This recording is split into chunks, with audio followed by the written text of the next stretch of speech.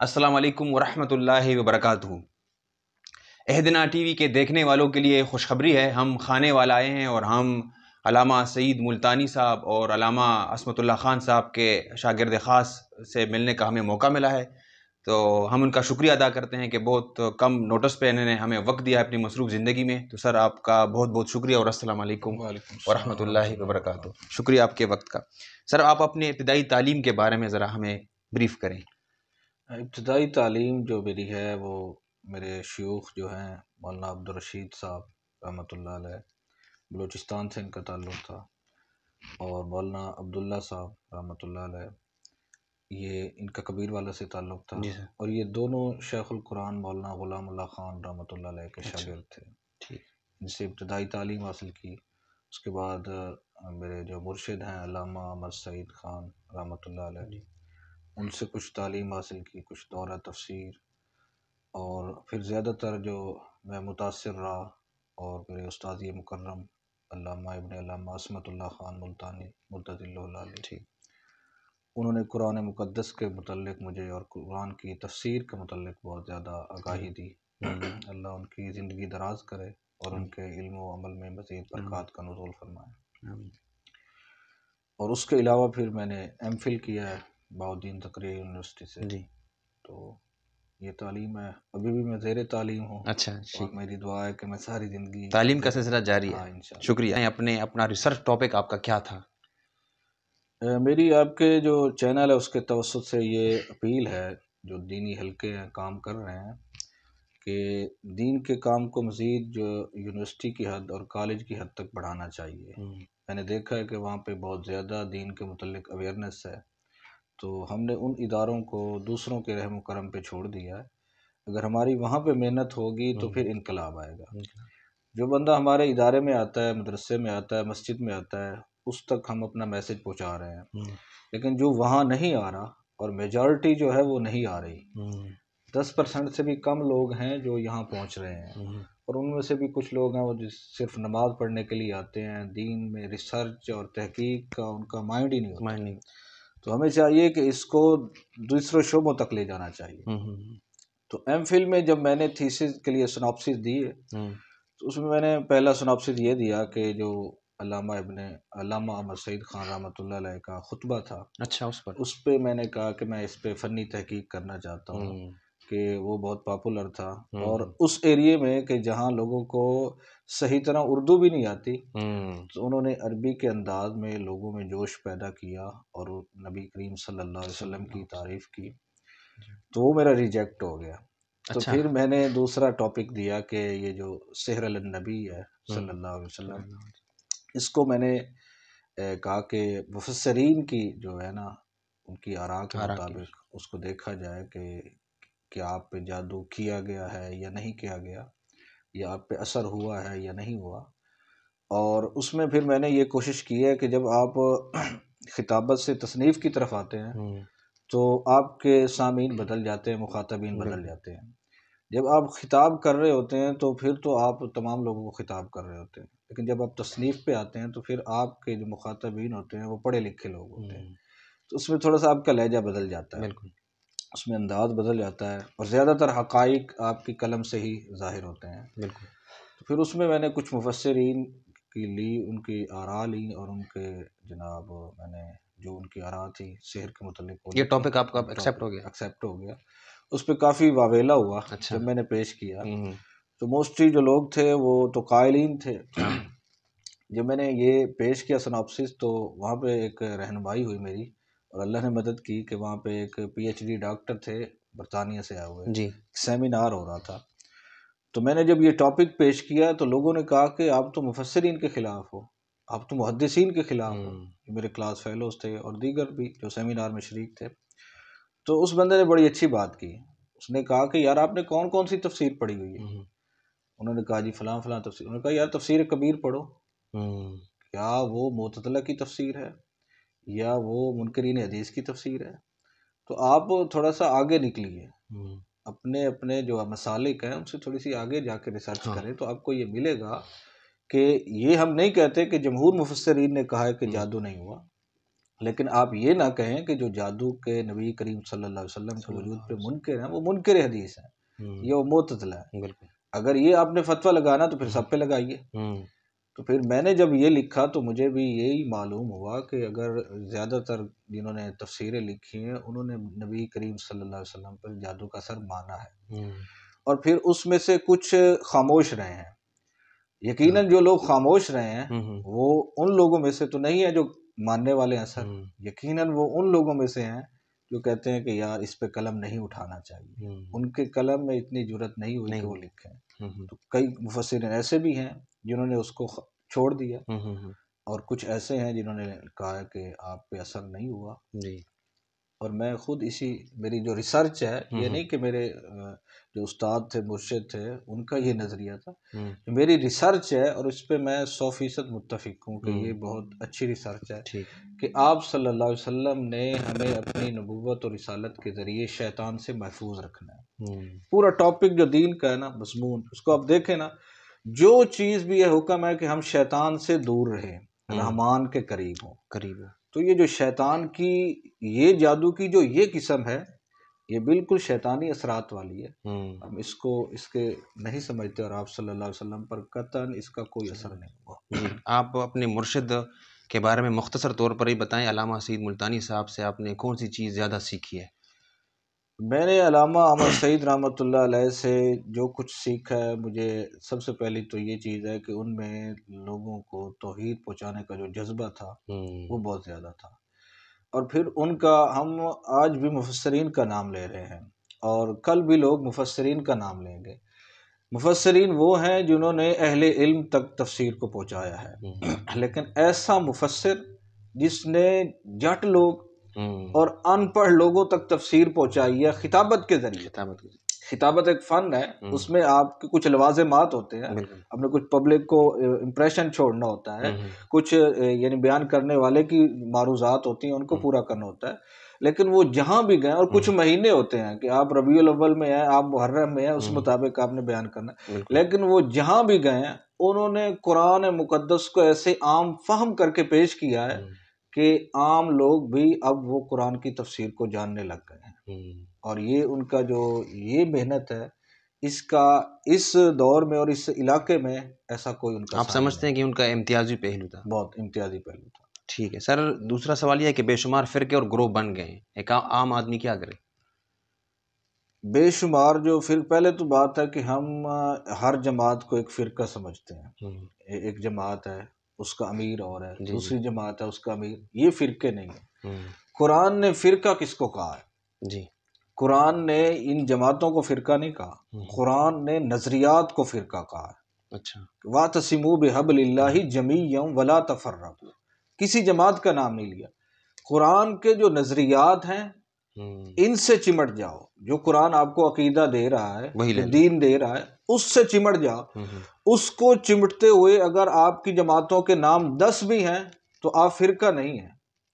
فرقہ وہی ہے من الذین فرقوا دینہم، جنہوں نے دین کی ضروریات میں اختلاف کیا۔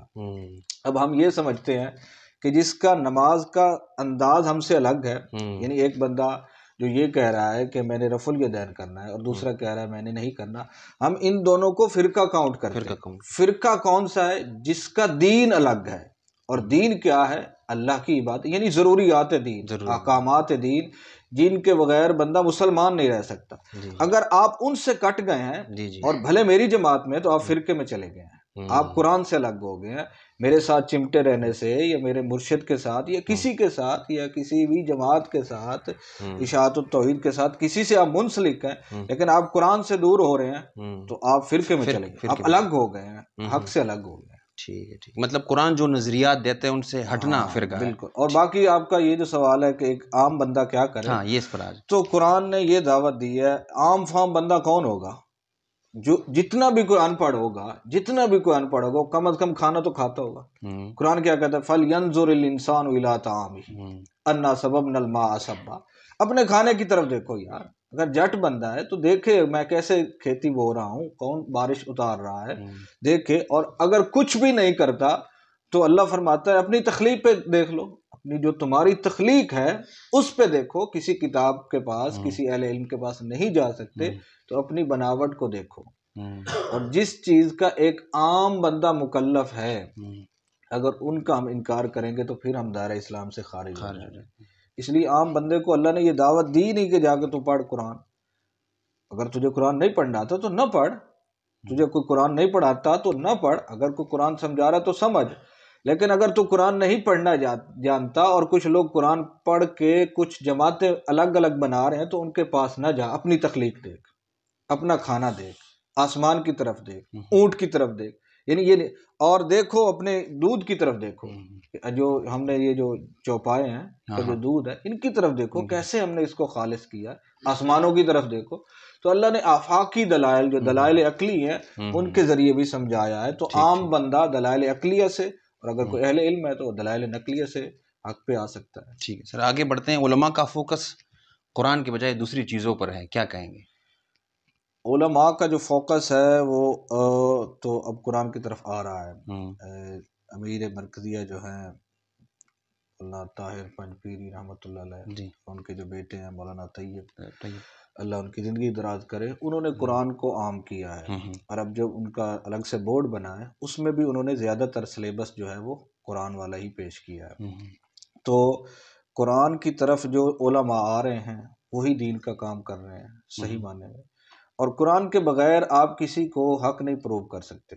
اگر آپ روایات پہ اڑ جائیں، قرآن کو چھوڑ دیں، تو کوئی فرقہ اپنے آپ کو حق نہیں ثابت کر سکتا۔ سر قطع کلامی کے لیے معافی چاہتا ہوں، جو علماء یہ آپ نے جن معتبر نام لیے نا، علماء میں وہ لوگ جو نبی علیہ السلام پر جادو ماننے کے قائل ہیں، ان کے متعلق آپ کا کیا خیال ہے؟ مطلب غلطی پر ہیں، کیا کہیں گے اس بارے میں؟ میری جو تحقیق ہے وہ یہی ہے کہ آپ صلی اللہ علیہ وسلم پہ جادو کا اثر نہیں ہوا، اور جو اس کو جو کہتے ہیں کہ ہوا ہے، جو کہتے ہیں اس کو ہوا ہے، وہ میری تحقیق کے مطابق اس عنوان پہ غلطی پہ ہے۔ ٹھیک، اگر میری ان سے ملاقات، اور کوئی بھی بندہ، پھر میں آپ کے چینل سے ایک بات یہ کنوے کرنا چاہتا ہوں کہ کوئی بھی توحیدی بندہ یا کوئی بھی اہل سنت والجماعت سے جس کا تعلق ہے، وہ آپ صلی اللہ علیہ وسلم کی جان بوجھ کی اہانت نہیں کر سکتا۔ ہم اس ٹاپک کی وجہ سے کسی کو گستاخ رسول کہیں تو ہم نہیں کہہ سکتے، کیونکہ کوئی مسلمان آپ صلی اللہ علیہ وسلم کو جان بوجھ کے آپ کی اہانت نہیں کر سکتا۔ ہو سکتا ہے وہ غلطی پہ ہو، تو اس کی غلطی کو ختم کرنے کے لیے ہمیں اس سے ملنا چاہیے، اسے اپنا میسیج دینا چاہیے۔ ٹھیک، اور اصل جو عقیدہ ہے اہل سنت والجماعت کا وہ یہی ہے کہ آپ صلی اللہ علیہ وسلم کے دل اور دماغ پہ کوئی شیطانی تصرف نہیں۔ جب یہ بات کی جاتی ہے تو اس کے مقابلے میں موسیٰ علیہ السلام کا واقعہ پیش کیا جاتا ہے۔ تو جو لوگ جانتے ہیں کہ جادو کی کتنی اقسام ہے، تو وہ جو قسم ہے جادو کی کہ آنکھوں کے سامنے ہو رہا ہے وہ الگ ہے، اور یہ جو ہے، یہ جو جادو کی ہے، یہ مافوق الاسباب نہیں، اس میں جو جادوگر ہے وہ شیطان کی عبادت کرتا ہے، شیطان کی پوجا کرتا ہے، اور اس کو کہتا ہے کہ آپ فلاں اکرم اسلم کے دماغ پہ حاوی ہو جاؤ، اس کے اعصاب پہ حاوی ہو جاؤ۔ یہ ڈائریکٹ جو ہے مدد وہ شیطان سے طلب کی جاتی ہے جب آپ آنکھوں کے سامنے نہیں ہوتے۔ تو اس لیے جو نبی علیہ السلام کے متعلق جو جادو کا واقعہ ہے، اس میں تو ڈائریکٹ شیطان کی پوجا ہو رہی ہے، اس کو پکارا جا رہا ہے کہ آپ پہ حاوی ہو جائے، اور یہ کوئی مسلمان یہ نہیں تسلیم کرے گا کہ شیطانی اثرات آپ صلی اللہ علیہ وسلم پر ہو سکتے ہیں۔ آپ معصوم ہیں، آپ محفوظ ہیں۔ تو انسان شیطان سے مدد کیسے طلب کر سکتا ہے؟ شیطان کو پکارتا ہے، شیطان کی پوجا کرتا ہے۔ تو وہ شیطان وہ کام کر سکتا ہے؟ شیطان اگر وہ بندہ اس کے مثال کے شیطان کو میں عبادت کر رہا ہوں، شیطان کو پوج رہا ہوں، شیطان کی سور و پکار کر رہا ہوں، میرے پاس موجود ہے، وہ میرے پاس، کیونکہ شیطان ایک مخلوق ہے، شیطان ایک مخلوق ہے، وہ کوئی ایسی چیز نہیں جس کا وجود ہی نہیں ہے۔ شیطان کسی کو ڈرا سکتا ہے، دیکھیں آپ میرے سامنے شیطان ہے، 2-3 بار مجھے ڈرائے رات کو، تو میں تو ذہنی مریض بن جاؤں گا، یہی چیز ہے اس کی۔ نہیں، آپ کو نہیں لگتا کہ قرآن کہتا ہے کہ وہ تو صرف وسوسہ ڈالتا ہے؟ ہاں، وسوسہ ڈالتا ہے، شیطان وسوسہ بھی ڈالتا ہے۔ اب جو شیطان ابو جہل کے کندھے پہ ہاتھ رکھ کے کھڑا تھا، وہ وسوسہ تو نہیں ڈال رہا تھا، وہ تو اس سے باتیں کر رہا تھا۔ اب جو حضرت آدم علیہ السلام کو کہہ رہا تھا، یہ بات قرآن میں ہے؟ جی یہ قرآن میں ہے کہ شیطان کہہ رہا ہے کہ مجھے وہ چیز مخلوق نظر آ رہی ہے جو تمہیں، اور جو آدم علیہ السلام کو کہہ رہا ہے کہ میں تیرا خیر خواہ ہوں، وہ کوئی وسوسہ تو نہیں ڈال رہا، وہ تو آپ کو پھسلا رہا ہے شیطان۔ اور پھر ہم یہ سمجھتے ہیں کہ شیطان صرف وہ جنوں کی مخلوق میں سے ہیں. جی قرآن کہتا ہے من الجنۃ والناس. جی جی ہو سکتا ہے اس کے سر پہ ٹوپی ہو سکتا ہے وہ قرآن پڑھ رہا ہو آپ کے سامنے. تو تمام شیاطین سے اللہ مختلف ہو سکتے ہیں. ٹھیک ٹھیک آگے بڑھتے ہیں سر. یہ بتائیں سر تعویذ گنڈوں سے بھی کام ہو جاتا ہے؟ تعویذ گنڈوں سے دیکھیں جی، جو تعویذ گنڈے ہیں ان کو تھوڑا سا اگر ہماری لینگویج میں آئے تو یہ تعویذ گندے ہیں، یہ گندے نہیں ہیں. صحیح. اصل تعویذ تو وہی ہے کہ دیکھیں آپ کا ہر وقت جو ہے نا نیٹ ورک وہ آن ہونا چاہیے اللہ کے لیے. آپ کو کوئی تکلیف آئے، پریشانی، مصیبت آئے تو آپ فوراً اللہ کو کال کریں، اللہ کو پکاریں. تو اللہ سے کیا مانگے؟ دیکھیں اللہ سے معافی مانگنا یہ استغفار ہے، اللہ سے پناہ طلب کرنا یہ تعویذ ہے، اللہ سے اولاد مانگنا یہ دعا ہے. تو یہ تو آپ ہر طرح کسی اور کی طرف جائیں، معافی کے لیے بھی لکھت لے آئیں اور جناب دعا کے لیے بھی لکھت اور پناہ کے لیے بھی. اب حضرت یوسف علیہ السلام کو کوئی پتہ تھا کہ میرے اوپر حملہ ہو رہا ہے، وہاں تعویذ کی ضرورت ہے. وہ کہیں قال معاذ اللہ، مجھے اللہ کی پناہ، میں اللہ کی عام شام میں آتا ہوں. تو ہر دور میں پناہ کی ضرورت تھی، لیکن تعویذ والے تو اب آئے ہیں، پہلے زمانے میں تو نہیں تھے. اور یہ کام ہو رہا ہے، یہ کام تو یہودیوں نے بھی نہیں کیا کہ لکھ کے کسی کو دے دیں. تو وہ اپنی کتاب کا تقدس جانتے تھے کہ کسی کے گلے میں نہیں لٹکانا چاہیے. وہ بندہ واش روم جائے. اور نسائی شریف کی حدیث ہے کہ صحابہ کرام فرماتے ہیں کہ جب آپ صلی اللہ علیہ وسلم واش روم جاتے تو جو آپ کی انگوٹھی تھی اس پہ محمد الرسول اللہ لکھا ہوتا تھا، تو آپ اس کو باہر اتار دیتے اور پھر جاتے، کیونکہ اس پہ اللہ اور اس کے رسول کا نام لکھا ہوتا ہے. تو یہ چیز شریعت میں ثابت نہیں ہے. شریعت میں جو سنت سے ثابت ہے، یہ سنت ہے کہ آپ نے دم کیا ہے، حضرت حسن پہ، حضرت حسین پہ، حضرت علی لے کے آئے. آپ کی متواتر سنت ہے کہ آپ نے ساری زندگی اپنے اوپر دم کیا. قل اعوذ برب الفلق، قل اعوذ برب الناس. تو اس کی روشنی میں ہم کسی کے پاس جا سکتے ہیں دم کرانے کے لیے؟ دم تو دیکھیں دم کے لیے شرائط ہے. جو دم ایک دعا ہے. جی، جو دم کروانے جا رہا ہے کسی کے پاس، پہلی تو بات ہے کہ اسے دم آتا نہیں ہے، کسی کے پاس جا رہا ہے، ان پڑھ ہے بالکل. جس طرح یا سمجھ رہے ہیں اگر وہ عالم ہے، پھر اگر عالم ہے پھر بھی جا سکتا ہے. تعویذات النبی کے تحت ایک عنوان ہے حدیث میں کہ حضرت علی رضی اللہ تعالیٰ عنہ اپنے بیٹوں کو لے کے نبی پاک صلی اللہ علیہ وسلم کے پاس اور کہا کہ ان کو تعویذ کیجیے. آپ نے آخری دو یہ معوذتین پڑھے اور ان کے اوپر دم کر دیا. لیکن اس میں شرائط ہے کہ جو دم کروانے جا رہا ہے وہ بھی توحیدی ہو اور جس کے پاس جا رہا ہے وہ بھی توحیدی ہونا چاہیے. اکثر توحیدی تو کرتے ہی نہیں ہے، توحیدی کہتے ہیں اللہ سے مانگو، میرے پاس نہ ہو. نہیں، تو ان کے یہ مقام عظیمت ہے. مقام عظیمت یہ ہے کہ آپ اللہ سے ہی مانگیں. ایک توکل کا مقام ہے جس کو میں کہہ رہا ہوں مقام عظیمت ہے، کہ ایک آپ کا لیول ہے کہ آپ صلی اللہ علیہ وسلم فرما رہے ہیں کہ جنت میں کچھ ایسے لوگ بھی داخل ہوں گے جو بغیر حساب کتاب کے جائیں گے. وہ کون ہوں گے؟ جو کسی سے دم طلب نہیں کرتے. لا یسترقون، وہ طلب نہیں کرتے. کیونکہ جب آپ طلب کریں گے تو اگر آپ کو شفا ہوگی باذن اللہ تو آپ کا کچھ نہ کچھ اس پہ امید بن جائے گی. تو اس صورتحال میں ایسی تمام دکانیں بند ہونی چاہیے جو کہ پاکستان میں جو شرکیہ ماحول ہے اس میں یہ جو چیزیں ہیں ان چیزوں کو رد کرنا چاہیے. اور لوگوں کو اگر دم کرنا، دیکھیں دم ہمیں شریعت کہتی ہے صبح شام خود پہ کرو.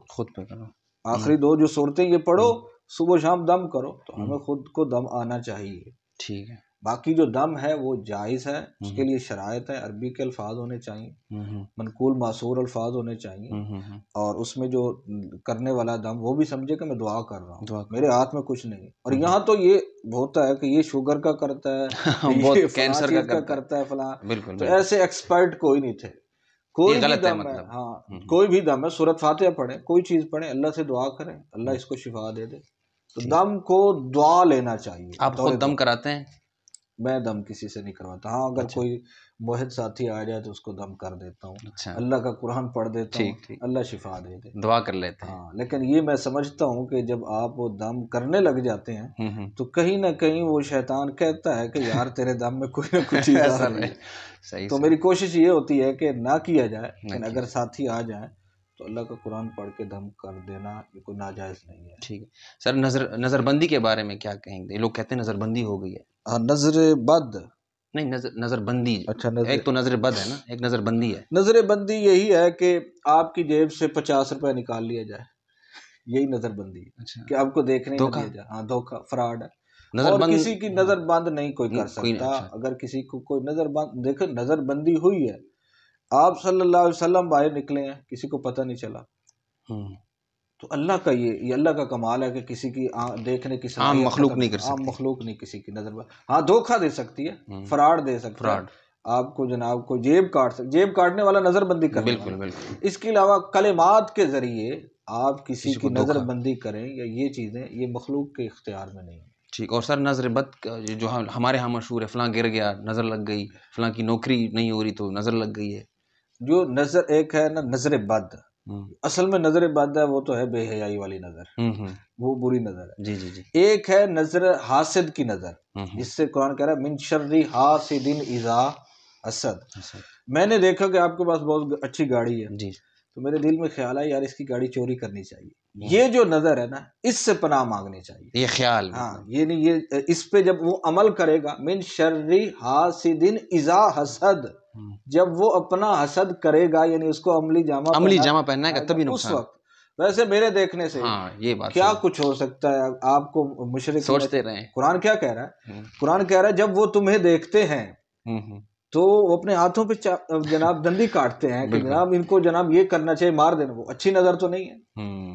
کوئی مشرک کسی موحد کو اچھی نظر سے نہیں دیکھے گا. کیا مطلب سارے مسلمان فوت ہو جائیں گے؟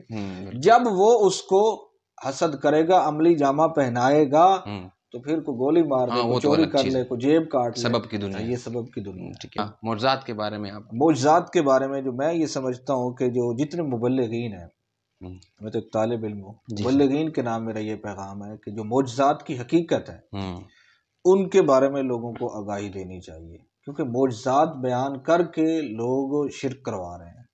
تو آپ کو یہ بتانا ہوگا کہ معجزات کیا ہیں. اس سلسلے میں میں نے ایک خطاب بھی کیا تھا اور مجھے وہ خود اپنا خطاب پسند آیا، کیونکہ میں اس سے میرا جو ضمیر ہے، جو معافی ضمیر تھا، وہ میرا مطمئن ہوا کہ میں نے لوگوں تک یہ میسج پہنچا دیا. اب قرآن کہتا ہے کہ موسیٰ علیہ السلام کے سامنے جب جادوگروں نے وہ رسیاں پھینکی اور پھر موسیٰ علیہ السلام اس بات پہ ڈر گئے کہ قوم کہیں میں نے بھی تو لاٹھی پھینکنی ہے تو کہیں ان کو حقائق کا نہ پتہ چلے تو کیا بنے گا. تو فرمایا، اللہ نے فرمایا ڈرنے کی ضرورت نہیں ہے، انک انت الاعلیٰ. جادوگروں سے مقابلہ اور آپ مغلوب ہو جائیں یہ نہیں ہو سکتا، آپ غالب رہیں گے. تو کیا ہوا کہ جادوگروں کی وہ ساری رسیوں اور لاٹھیوں جو چیزیں انہوں نے پھینکی تھی ان کو وہ سانپ نگل گیا. اب کمال حضرت موسیٰ علیہ السلام کے ہاتھ سے ظاہر ہو رہا ہے. تو اب سجدہ موسیٰ علیہ السلام کو کرنا چاہیے تھا. یعنی دیکھو نا، ایک کمال پیغمبر ہے، نبی ہے، ان کے ہاتھ سے ظاہر ہو رہا ہے. لیکن یہ جادوگر سمجھ گئے کہ یہ مخلوق کا اختیار نہیں ہے. ابھی انہوں نے کلمہ نہیں پڑھا، ابھی وہ کافر ہیں، لیکن وہ یہ سمجھ گئے کہ یہ اس کا کمال نہیں، یہ کسی اور کا کمال ہے. وہ بھی جان گئے. اور ہم 40 سال ہو گئے مسلمان ہوئے، ہم ابھی بھی معجزات کے بارے میں سمجھتے ہیں کہ یہ پیغمبر کا اختیار ہے، ولی کا اختیار ہے. تو یہ چیز ہے کہ یہ کام کون کر رہا ہے. تو انہوں نے سجدہ اللہ کو کیا، فائل اللہ، انہوں نے فوراً کہا کہ یہ ان کا اختیار ہی نہیں ہے. تو ایک کافر یہ سمجھ رہا ہے کہ یہ ہاتھ تو پیغمبر کا ہے لیکن عمل اللہ کا ہے. یعنی اصل طاقت اور قدرت اللہ کی. اللہ نے یہاں ظاہر کر دیا کہ یہ میرا پیغمبر ہے، خلق عادتاً واقع ظاہر کر دیا. تو یہ چیز لوگوں کو سمجھانی چاہیے کہ معجزات میں جو حقیقی فاعل ہے وہ اللہ کی ذات ہے. بالکل. اور اس میں لیے یہ بہت بڑی مثال ہے کہ کافر یہ سمجھ رہے ہیں اور اس وجہ سے وہ ایمان لے کے آئے. انہوں نے کہا یار یہ کمال ہو گیا ہے، یہ مخلوق کا کمال نہیں ہو سکتا، کمال نہیں ہے، خالق کا کمال ہے. تو جب ایک کافر سمجھ رہا ہے تو مسلمان کو تو پہلے سمجھنا چاہیے. بالکل، بڑا اچھا نقطہ ہے. اچھا سر، آخر میں دین کے طلباء کے لیے اور ہمارے اہدنا ٹی وی کے دیکھنے والوں کے لیے ایک پیغام ہو جائے آخر میں. میں یہی پیغام یہ دینا چاہتا ہوں کہ آپ کے اس توسط سے کہ ہمیں قرآن اور توحید کا خادم ہونا چاہیے. اس دنیا میں لوگ پیروں کی خدمت کر رہے ہیں، اس دنیا میں لوگ جانوروں کی خدمت کر رہے ہیں، اس دنیا میں لوگ درندوں کی خدمت کر رہے ہیں. اور اس دنیا میں اگر آپ عزت چاہتے ہو، دین کے نام پہ عزت چاہتے ہو، تو قرآن کے خادم بن جائیں اور توحید کے خادم بن جائیں. قیامت والے دن آپ کو قرآن نے بچانا ہے اور توحید نے بچانا ہے. اس دن کسی اور چیز نے کام نہیں آنا آپ کے. تو قرآن کی جتنی محنت ہو سکتی ہے قرآن کو پھیلائیں، سوشل میڈیا پہ پھیلائیں، یہ بہت اچھی چیز ہے۔ جو لوگ ہمارے بیانات نہیں سن سکتے تھے، لوگ نہیں آنے، اب وہاں تک آپ کی جو ہے محنت سے پہنچ رہا ہے، تو اللہ آپ کی یہ کاوش قبول و منظور فرمائے۔ اور پھر سوشل میڈیا ہر بندہ استعمال کر رہا ہے، فیس بک استعمال کر رہا ہے اور بہت سی چیزیں، تو لوگ کہتے ہیں آپ نہیں استعمال کرو، میں کہتا ہوں کرو، آپ اس پہ وہ پیج لائک کریں۔ اب میری جو فیس بک اکاؤنٹ ہے وہ کس نام سے وہ مجھے پتا ہے، لیکن میں نے اس پہ ٹوٹلی جو عربک پیج ہے نا، بخاری و مسلم کے، قرآن کے، امام ابن قیم، امام ابن تیمیہ، سب لائک کیے ہوئے ہیں، تو وہ میں جب فیس بک کھولتا ہوں تو وہ میرا مطالعہ ہوتا ہے۔ اپنے اکاؤنٹ کے بارے میں ہمارے ناظرین کو بتائیں کہ وہ اس کو فالو کریں۔ ہاں، میرے اکاؤنٹ کو فالو کریں، اور ذرا اس کس نام پہ ہے وہ ذرا بتا دیں۔ وہ ہے علامہ ولی اللہ خان ملتانی کے نام پہ اکاؤنٹ ہے میرا، اس کو فالو کریں، اور صرف میرا اکاؤنٹ ہی نہیں فالو کریں، جتنے بھی اہل حق کے علماء کے پیجز ہیں ان کو فالو کریں، ان کو پروموٹ کریں، ان کی تشہیر کریں۔ آپ ایک کتاب لے کے 10 لوگوں تک بیچتے تھے جا کے، تو اب آپ ایک بیان لوگوں تک فارورڈ کریں آپ کے ایک کلک سے، اور اس کو دینی جذبہ سمجھیں، دینی محنت سمجھیں۔ کئی لوگ آپ سے زیادہ محنت کر رہے ہیں، بالکل، جن کے پاس کچھ بھی نہیں، جن کی کتابوں کی بنیاد نہیں، جن کے خطابات بے سند ہیں، وہ لوگ محنت کریں۔ ہمارے پاس اللہ کا قرآن ہے، بالکل، تو ہمیں محنت کرنی چاہیے، بالکل، اور اللہ سب کی محنت قبول و منظور فرمائے، آمین۔ سب سے بڑی محنت قرآن کے ذریعے توحید کی محنت، ماشاء اللہ، بالکل۔ اللہ تعالیٰ آپ کو جزائے خیر دے، بہت شکریہ، آپ نے ہمیں وقت دیا، انشاءاللہ آپ سے استفادہ کرتے رہیں گے، اور آپ کا بہت بہت شکریہ۔ یہ تھے علامہ صاحب، انشاءاللہ ان سے استفادہ آئندہ والے وقتوں میں بھی کرتے رہیں گے۔ آپ سب کا بہت بہت شکریہ۔ بارک اللہ لی ولکم فی القرآن الحکیم ونفعنی وإیاکم بالآیات وذکر الحکیم، آمین یا رب العالمین۔